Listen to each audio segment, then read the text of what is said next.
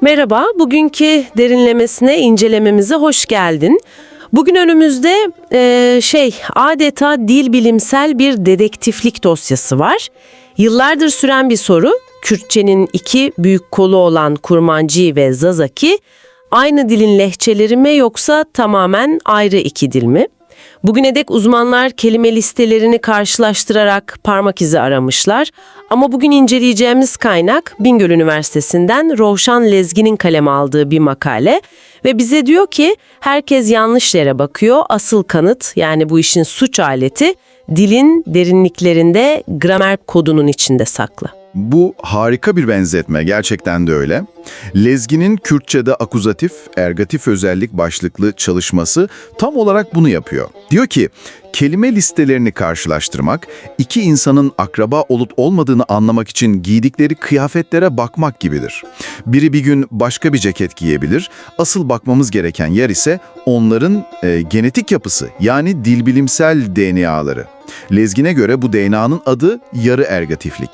İşte bugün bu yapının ne olduğunu, nasıl çalıştığını ve yazarın iddiasına göre bu iki kolun akrabalığına dair nasıl %99.9'luk bir kanıt sunduğunu senin için çözeceğiz. Harika. O zaman bu dil bilimsel DNA testine başlayalım. Yazar mevcut dil mi, lehçe mi tartışmasının temelden hatalı bir zeminde ilerlediğini söylüyor. Neden böyle düşünüyor? Çünkü argümanını şu temel ayrıma dayandırıyor. Dillerin değişken ve temel özellikleri vardır. Değişken özellikler sesler veya kelimeler gibi şeylerdir. Zamanla başka dillerden kelime alabilirsin, bazı sesler değişebilir. Bunlar hani kıyafetler gibi. Ama temel özellikler dilin iskeletidir. Mesela bir dildeki eril-dişil ayrımı veya şimdi konuşacağımız ergatiflik gibi yapılar. Bunlar bir dile sonradan yama gibi eklenemez. Yani bir dil bir sabah uyanıp ben artık eril-dişil ayrımı yapacağım diyemez. Bu yüzden Lezgin kelime listelerine odaklanan yaklaşımları, örneğin Ali Kemal Özcan'ın 200 kelime üzerinden Zazaca'nın ayrı bir dil olduğunu iddia eden çalışmasını eleştiriyor. Bu diyor, resmin bütününü kaçırmak demek. Anladım. Yani yüzeysel benzerliklere veya farklılıklara değil, değiştirilmesi neredeyse imkansız olan çekirdek yapıya bakmalıyız. Peki bu çekirdek yapı, bu ergatiflik denen şey tam olarak ne? Çoğumuzun daha önce duymadığı bir kavram bu. Hadi bunu temelden ele alalım. Önce daha tanıdık olanından başlayalım. Akuzatif diller ne demek? Akuzatif diller, en basit haliyle cümlenin kralının her zaman özne olduğu dillerdir. Fiil, yani eylem, her zaman öznenin emirlerini dinler. En güzel örnek Türkçe. Çocuk elmayı yedi cümlesini düşünelim. Burada özne çocuk, eylem yedi. Şimdi nesneyi değiştirelim. Çocuk elmaları yedi. Gördüğün gibi nesnenin tekil veya çoğul olması fiili hiç etkilemedi. Fiil hala yedi. Çünkü o sadece krala, yani özneye bakıyor. Özne çoğul olsaydı çocuklar elma yediler olurdu.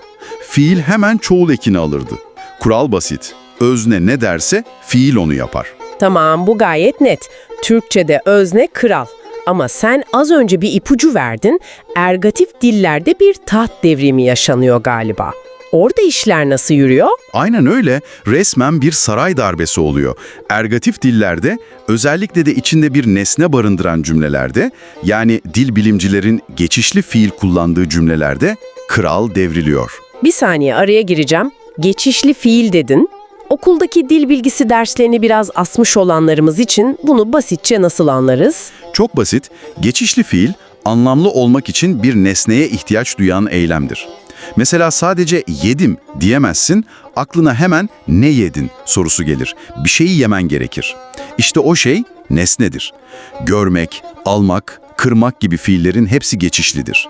Bir şeyi görürsün, bir şeyi alırsın. Uyumak ise geçişsizdir, bir şeye uyumazsın. Bu kadar basit. Harika, anlaşıldı. Yani elma yemek gibi bir eylemden bahsederken ergatif dillerde kral devriliyor dedin. Tahta kim geçiyor? Nesne. O cümlenin yeni patronu nesne oluyor. Fiil artık öznenin kim olduğuna değil, nesnenin tekil mi, çoğul mu, dişil mi, eril mi olduğuna bakarak şekil alıyor. Özne adeta kenara çekiliyor ve eylemin nasıl çekimleneceğine nesne karar veriyor. Bu Türkçe veya İngilizce konuşan biri için çok yabancı bir mantık. İşte şimdi dosyanın en ilginç kısmına geliyoruz. Lezgin'in makalesine göre Kürtçe ne tam olarak öznenin kral olduğu akuzatif bir dil ne de nesnenin patron olduğu ergatif bir dil. İkisini birden yapıyor. Bu nasıl mümkün olabilir? Mümkün çünkü Kürtçenin gramer motoru yazarın bölünmüş ergatiflik dediği çift zamanlı bir sisteme sahip. Bu onu Farsça gibi diğer İrani dillerden ayıran en temel, en kendine özgü özelliği. Sistem şöyle çalışıyor, eğer şimdiki veya gelecek zamanda geçişli bir fiille cümle kuruyorsan, dilimiz akuzatif davranıyor. Yani özne kral, her şey normal, tıpkı Türkçedeki gibi. Ama eğer cümlen geçmiş zamansa, dili geçmiş, mişli geçmiş hiç fark etmez, dilin karakteri bir anda 180 derece dönüyor. Saray darbesi gerçekleşiyor ve dil ergatif moda geçiyor. Fiil, özneyi tamamen unutup nesneye göre çekimlenmeye başlıyor. Yani Kürtçe'de bir cümlenin gramer kuralı, o cümlenin hangi zamanda kurulduğuna bağlı. Bu, dilin işletim sisteminin ta kendisi. Bir dakika, burada durmam lazım çünkü bu aklımı başımdan aldı. Yani dilin temel kuralları saate bakıp değişiyor gibi bir şey bu. Şu an hakkında konuşuyorsam A kuralı, dün hakkında konuşuyorsam B kuralı geçerli. Bu inanılmaz karmaşık bir sistem. Kesinlikle. Ve işte Lezgin'in dedektiflikteki o suç aleti dediği kanıt tam da bu. Bu acayip karmaşık çift kişilikli gramer yapısı hem Kurmanci'de hem de Zazaki'de istisnasız birebir aynı şekilde işliyor. Yazar için bu basit bir tesadüf olamayacak kadar derin ve sistemsel bir ortaklık. Bu iki kolun aynı dilsel kökten geldiğinin en sarsılmaz kanıtı. Peki bu dilin çift kişilikli olması gündelik kullanımda ne gibi sonuçlar doğuruyor? Eğer kurallar sürekli değişiyorsa, bu durum kelimeleri, zamirleri, her şeyi etkili olmalı. Hem de nasıl? Yazar buna dildeki ikilik yani dualite diyor. Bu sistemin en az 3 büyük sonucu var. Birincisi, dilde iki ayrı zamir takımı oluşuyor. Yani ben, sen, o demek için iki farklı kelime setin var. Ne demek bu? Şöyle ki, şimdiki zaman gibi akuzatif anlarda cümlenin öznesi olacaksan yalın haldeki zamirleri kullanıyorsun. Mesela Kurmancı ve Zazaki'de ben demek için ez. Ama geçmiş zamanda yani ergatif modda bir cümlenin öznesi olacaksan bu zamir artık işe yaramıyor. Onu çöpe atıp bükünlü haldeki zamiri kullanmak zorundasın. Kurmancı'da min, Zazaki'de mi veya min. Dur bir dakika, bu inanılmaz. Yani ben şimdi gidiyorum derken kullandığım ben kelimesiyle ben dün gittim derken kullandığım ben kelimesi farklı mı? Bu sanki pazartesi günleri kendime başka bir isimle hitap etmek zorunda olmam gibi bir şey. Bu bir dili öğrenen için inanılmaz bir zorluk olmalı. Tam olarak öyle. İkinci olarak bu durum sadece zamirleri değil, isimleri de etkiliyor. Buna da bükün veya inflection diyoruz. Yine teknik bir terim, bükün veya inflection ne demek? Bize bunu bir benzetmeyle anlatabilir misin? Elbette. İngilizce'deki I ve me kelimelerini düşün. İkisi de ben demek. Ama cümlenin öznesiysen I see him, nesnesiysen me, he sees me dersin. İşte kelimenin cümledeki görevine göre bu şekilde kılık değiştirmesine bükün diyoruz. Kürtçe bu mantığı alıyor ve çok daha karmaşık bir seviyeye taşıyor. İsimler de cümlenin zamanına göre kılık değiştiriyor. Mesela makaledeki örnekte eril bir isim olan Adem kelimesi şimdiki zamanda nesne olduğunda Ademi oluyor, geçmiş zamanda ise bu kez özne olduğunda Ademi oluyor, roller tamamen tersine döndüğü için kelimenin bükümlü hali de farklı görevlerde kullanılıyor. Anladım. Yani kelimeler cümledeki zamana ve role göre farklı kostümler giyiyor. Peki üçüncü etki neydi? İkili sistem yüzünden Zazarki'de iki farklı çoğul eki var. Yalın haldeki isimleri çoğul yapmak için i eki, bükünlü haldekiler içinse an eki. Kurmancı'da ise durum biraz farklı. Yalın halde özel bir çoğul eki yok, sadece bükünlü hal için an eki kullanılıyor. Yazar diyor ki bu küçük farklılık önemli değil. Önemli olan altta yatan mantık. Her iki lehçede de sistem yalın ve bükünlü durumlar arasında bir ayrım yapma ihtiyacı duyuyor. Bu temel prensip ortak. Bu teorik olarak çok ilgi çekici ama sanırım bu kural değişimini canlı olarak görmemiz lazım. Makale bu sistemi karşılaştırmalı cümlelerle gösteriyor, değil mi? Hadi bu teoriyi pratiğe dökelim ve o cümlelere bakalım. Harika fikir. Önce şimdiki zamanı, yani dilin akuzatif ve bize tanıdık gelen moduna bakalım. Cümlemiz o onu götürüyor. Kurmancı'da bu cümle ev ve dibe şeklinde kuruluyor. Burada ev yalın haldeki öznedir, yani kral, ve ise bükünlü haldeki nesne. Zazaki'de de durum aynı. A'ya bena. Yine A yalın özne, A'ya bükünlü nesne. Her iki cümlede de fiil krala, yani yalın haldeki ev ve A öznelerine göre hareket ediyor. Her şey normal.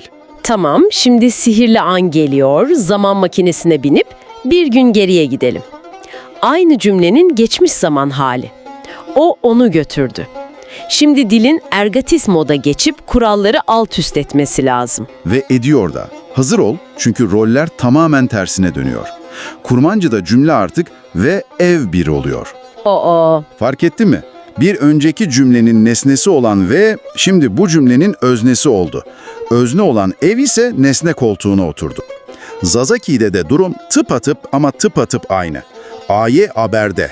Yine bir önceki cümlenin bükünlü nesnesi A'ye, bu cümlenin bükünlü öznesi oluyor. Yalın özne A ise bu cümlenin yalın nesnesi haline geliyor. Özne bükünlü, nesne yalan. Fiil ise artık özneye değil, yalın halde duran yeni nesneye göre şekilleniyor. Bu eğer alışkın değilsen güzel olduğu kadar kaotik de bir gramer yapısı. Bu gerçekten bir dilin işletim sistemi gibi. Ve Lezi'nin vardığı sonuç da çok net. Kurmancı ve Zazaki'de bu kadar istisnai, bu kadar karmaşık bir sistemin birebir aynı çalışması tesadüf olamaz. Bu dil bilimsel bir DNA eşleşmesi gibi. Yazarın vardığı sonuç tam olarak bu. Hatta çok güzel bir ağaç metaforu kullanıyor. Diyor ki, eğer Kürtçe bir ağaç ise bu yarı ergatif gramer yapısı onun gövdesidir. Kurmancı ve Zazagi gibi lehçeler arasındaki ses ve kelime farklılıkları ise sadece ağacın dallarındaki, yapraklarındaki farklılaşmalardır. Bu farklılıklar gövdenin ortak olduğu gerçeğini değiştirmez. Peki hikayede bir de beklenmedik bir durum var. Sorani ve Gorani gibi diğer Kürt lehçelerinde bu özellik bulunmuyormuş. Bu durum yazarın teorisini zayıflatmıyor mu? Yazar bu konuya da değiniyor. Bu yarı ergatif özelliğin Farsçanın güçlü kültürel ve dilsel etkisiyle Sorani ve Gorani'de zamanla kaybolmuş olduğunu belirtiyor. Yani bu özellik onlarda da vardı ama zamanla aşındı. Bir dakika, bu çok önemli bir nokta. Lezginin tüm argümanı bu özelliğin dilin değiştirilemez temel DNA'sı olduğu üzerine kurulu. Ama eğer Soranani bu özelliği sonradan kaybedebildiyse o kadar da temel ve değiştirilemez değilmiş demek ki. Bu yazarın ana tezinde bir delik açmıyor mu? Bu harika bir soru ve aslında konunun tam kalbine dokunuyor. Bu dil bilimciler arasındaki en hararetli tartışmalardan biri. Lezgin'in veya bu görüşü savunanların karşı argümanı şöyle olurdu. Bir özelliği sonradan kaybetmek, ona hiç sahip olmamaktan farklıdır. Şöyle düşün, iki kardeşin de mavi gözlü olarak doğduğunu varsayalım. Bu onların ortak genetik mirasıdır.